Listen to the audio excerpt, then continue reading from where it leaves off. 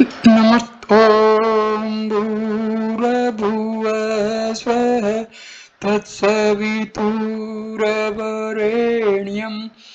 भर्गो देवस्य धीमहि धियो यो नः प्रचोदयात्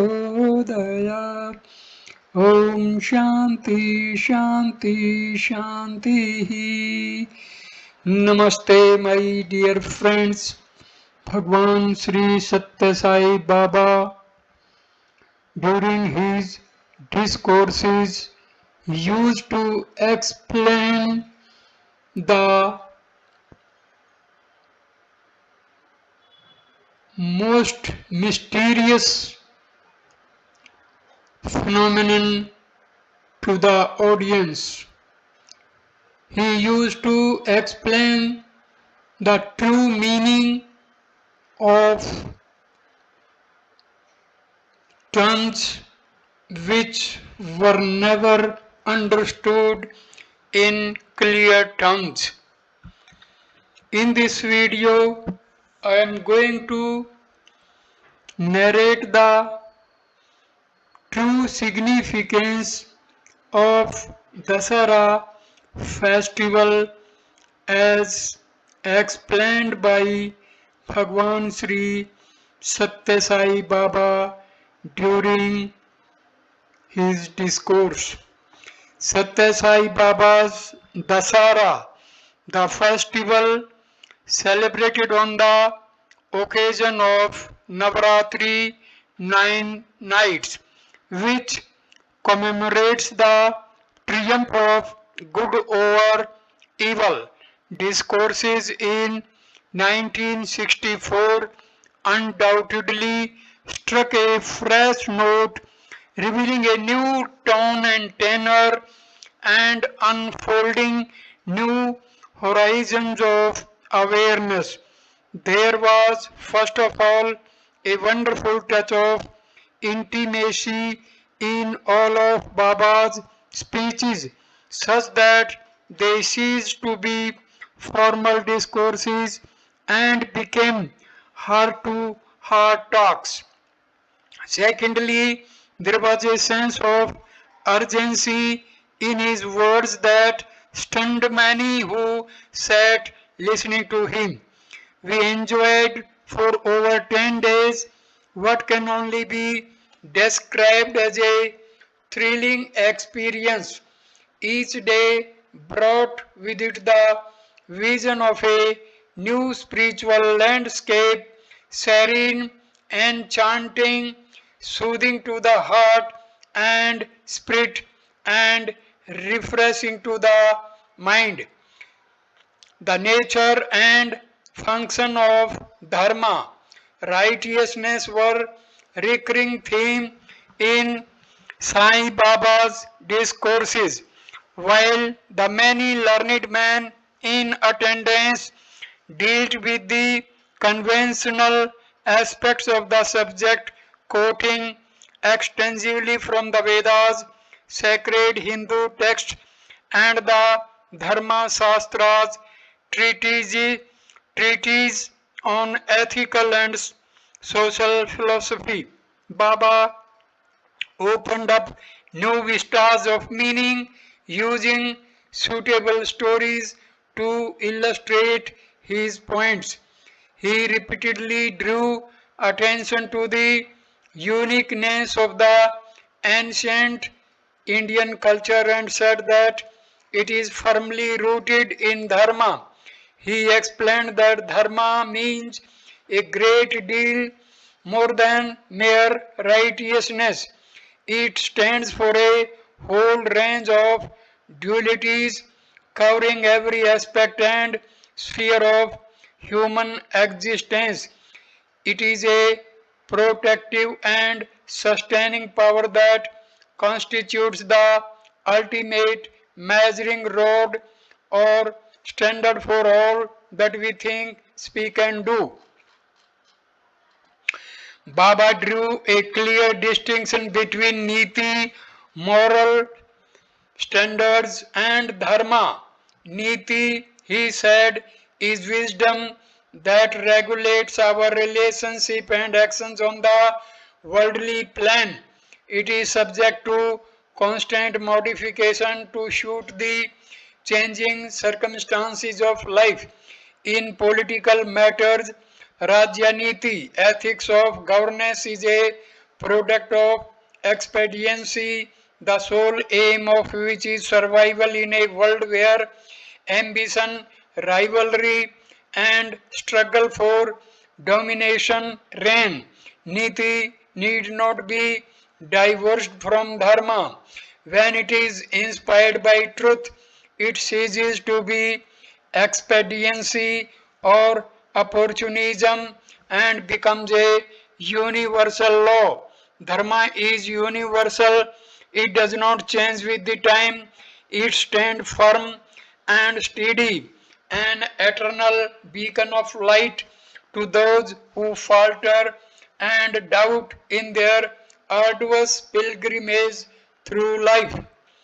Dharma is a divine law that derives its potency and validity from God Himself. Our scriptures make it clear that Dharma lies at the very root of creation. Like atmosphere, it pervades the universe, giving life meaning and value. The world cannot survive without Dharma. Baba said that the epic Ramayana is a magnum opus on the sanctity of Dharma.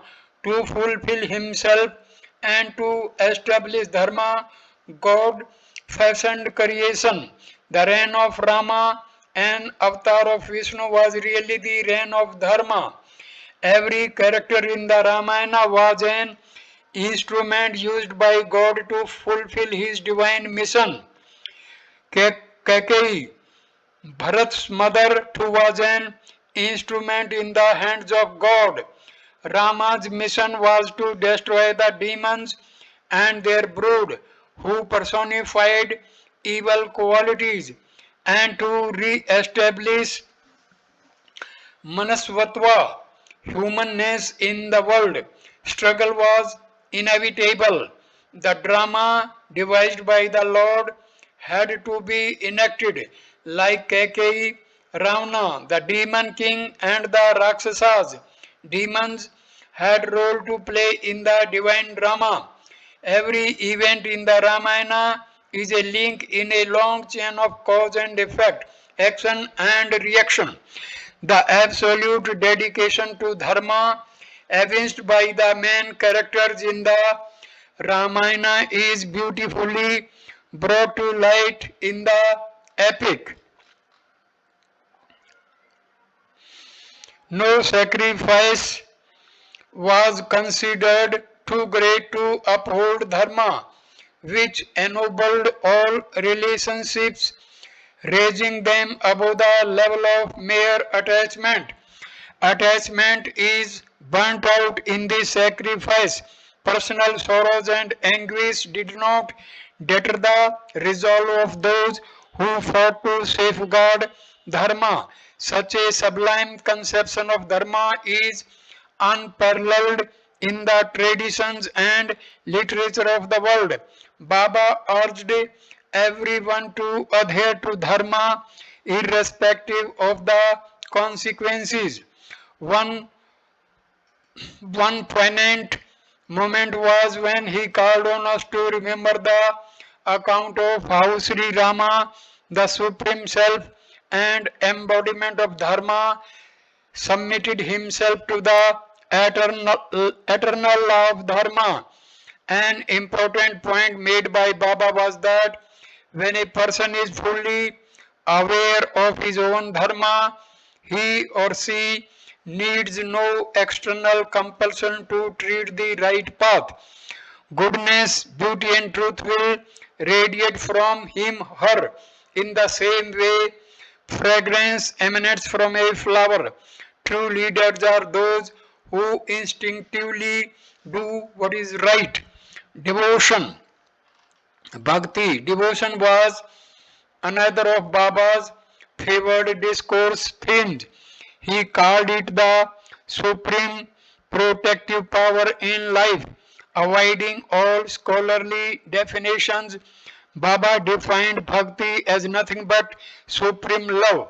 Expounding on the various aspects of bhakti, he said that it is the essence of all of the virtues that ennoble and glorify man and reveal his essential humanness. These sadgunas give man their essential Manavata. Of all virtues, faith in God is the most important. You cannot love a person when you have no faith in him, her. The person you love must mean something to you. This is Viswasa or recognition of the value and worth of the other individual. Love is built on the foundation of faith and is not to be confused with possessiveness that breeds selfishness, jealousy, and ultimately hatred. The opposite of love, the love of a devotee, is deep, absolute, and eternal. It does not change regardless of the difficulties or obstacles. Radha's love for Krishna, another avatar of Vishnu, was of this exalted type. Radha never felt the anguish of separation from Krishna, for the form of Krishna was etched in her heart. That is why her love is regarded as the purest type of bhakti, devotion. Purity is the distinctive quality of a devotee. There is another quality which is inseparable from bhakti, and that is humility. Hanuman best exemplifies this quality. He was the humblest of the humble in the presence of Rama, whom he loved above all else. No act of service was too small for Hanuman. He lived for Rama, without whom his life had no meaning. To him, Rama was everything, his most precious possession.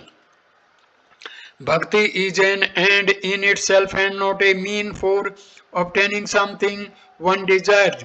It should be pure and unsullied, free from any tinge of selfishness. Can any price be attached to the thrill and joy Mirabai, Krishna's devotee, felt when she meditated on the beautiful form of Giridhari, another name for Krishna? The inner peace Tyagaraja, a saint from southern India, experienced when he chanted the name of Sri Rama. The ecstasy that gripped Chaitanya, a monk and social reformer from eastern India, when he prayed to Lord Krishna, and the supreme contentment that Samartharam Dasa, a saint from Maharashtra, India, enjoyed when he worshipped Rama with his heart and soul. Bhakti is an urge that springs from the very depths of one's being, like water that gushes forth from a spring. It is man's innermost longing to be with God, from whom, for a time, he is separated because of the bondage of karma, bandhana, bondage of action. Bhakti is like the yearning of a traveler who has lost his way. It enables the devotee to establish personal communion with God. Of all the Hindu disciplines aimed at God realization, devotion is the easiest means for attaining liberation, for there is no power stronger than love to capture God's heart. Purity of emotion. On one occasion, in deep voice, Baba said, "Remember that the sole aim of the present incarnation is to confer bliss on devotees. Sai yearns for the love of a true devotee even more intensely than the devotee yearns for Sai's love. Like the wish fulfilling tree, Sai Baba fulfills the wishes of all his devotees. He seeks steadfast love only. Exhibitionism and pride are meaningless to him. He dwells in the devotee's heart, and when one is aware of his constant presence, one will become worthy of his love and grace. Lip service is of no value to God. What God value is a heart that is pure, generous and noble in every way. Fruits, flowers, and other offerings mean nothing to me. Bring to me a heart that is filled with love. Doing so will result in your overcoming the illusion of separateness from me.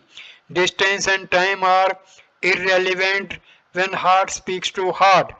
Pure bhava, feelings, emotions is what God needs. For He is a bhava priya and not bahya priya. That is, I am interested in the inner feeling and not the outer expression. Wealth, cleverness, and exhibitionism are tremendous obstacles in the path of devotion, knowledge. Baba did not miss the opportunity in his discourses to speak about what he called the modern tragedy of the intellect. He described in an easily understandable way the characteristics of a wise person. Cultivation of the mind, he said, is a necessary and useful up to a point, but the mind can be the worst of tyrants, more ruthless and destructive than any Rakshasa depicted in our epics. Ravana's downfall was caused by a soaring intellect divorced from all moral principles. To be an intellectual giant is really a great tragedy for the intellect. When not governed by morality and faith in God, can be terribly dangerous. It analyzes, scrutinizes, and examines everything, tearing apart in the process the wonderful integrity of truth. Of course, Alochana Shakti, planning power, is a very useful. It has given us insight into the nature of the world in all its material aspects. But without discrimination, the intellect can only engage in analysis and criticism. Today we are witnessing calamitous results of man's overdeveloped intellect. We have probed into the secrets of the universe, reached dizzying heights in technological development, and left nothing analyzed. But is there any peace in the world? We are beset by anxiety. We have lost faith in the self. If we have no love in our hearts, how can we love others? We ridicule everything that is good, beautiful, and true, exercising superiority over others, belittling our cultural heritage, and acting and behaving as if we were aliens in our own land. These are seen as marks of intelligence. A restless heart cannot beget peace, or abundance of worldly knowledge has warped our spirits.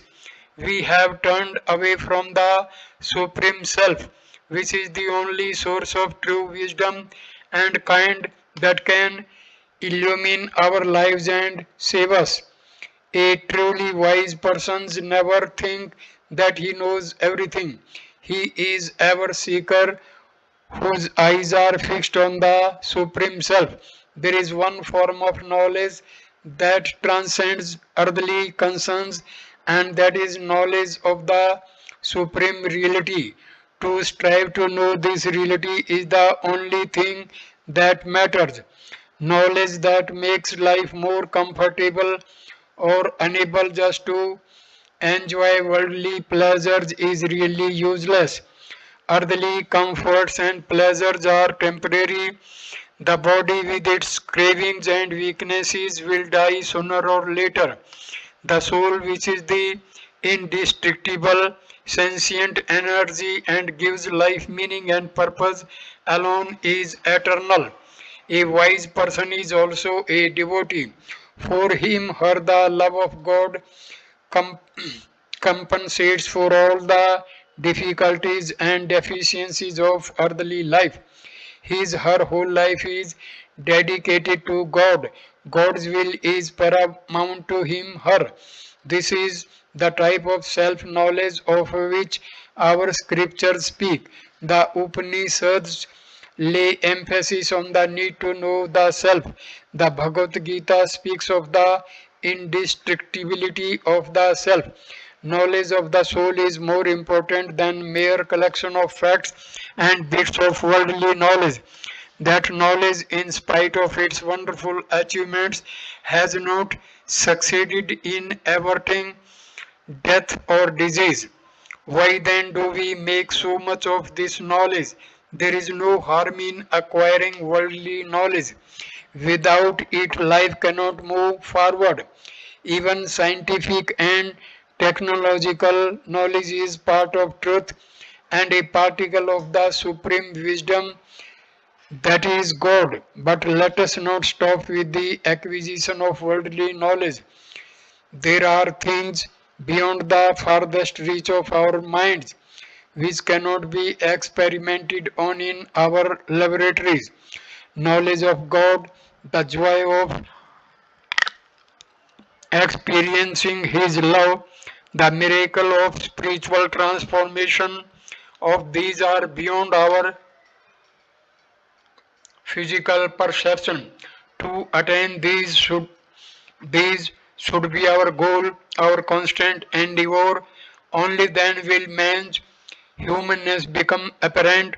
Only then will he attain realization of the Supreme.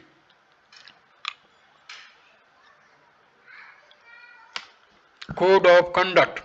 In virtually every discourse, Baba referred to the simple duties and responsibilities of man from the sublime heights where he made his listeners dwell. Baba frequently came down to the ordinary sphere of daily conduct. He emphasized the qualities that must be cultivated in order for us to create around ourselves an atmosphere of harmony, peace, and fellowship. Baba said that it is the distinct responsibility of those who call themselves devotees to adhere to these qualities. An angry word or a disrespectful gesture can cause much bitterness and sorrow. Baba urged devotees to cultivate mutual affection and respect. A gentle word or a smile, a kind and generous deeds will go a long way in making our lives happy. Gossip and slander are two of our worst enemies. Anger is another major vice. It destroys peace and harmony and leaves behind a trail of bitterness. To progress spiritually, we must conquer anger. We usually speak of six durgunas, faults, and call them our six enemies. It is said that happiness is a mark of goodness. An unhappy mind breeds evil. It is a fertile soil for jealousy, malice, and the desire for revenge. When we speak ill of another, we hurt themselves more than we hurt the victim. What we call humanness is nothing but a sense of kinship or oneness with others that we can foster by following the code of conduct devotees are expected to abide by in Prashanti Nilayam, the abode of peace. the high privilege. Throughout his discourses, Baba's intent was to encourage the devotees to engage in the process of self discovery. He spoke frankly and directly about the shortcomings of many who call themselves devotees. He denounced ostentation and urged the devotees to come to him with a pure heart full of love and devotion. He reminded them of just how fortunate they were to be in Puttaparthi and in the presence of the Lord Himself. He is the embodiment of generosity, motherly love, and assurance. In His presence, there is no reason to feel depressed. Those who come to Puttaparthi to criticize and find faults are only wasting their time, energy, and money. Make good use of the time you spend here and make yourselves deserving of Sai's grace and love. To Sai Baba, all are the same, be they rich or poor, ignorant or wise. While here, see to it that your thoughts and words are pure and carry that purity wherever you go. He sees in you signs of ostentation and ego. Baba then said, do not be misled by those who, calling themselves Sai devotees, build temples and conduct mass prayers. This is nothing but exploitation. Only the purest type of love pleases Sai. He is with you when you take his name or remember him. Sai's relationship with devotees predates this birth. It spans generations. He is here to help you realize your divine destiny and lead you to the highest bliss. I bless you all. Thank you for watching this wonderful video. Namaste, my dear friends. Thank you. Sai Ram.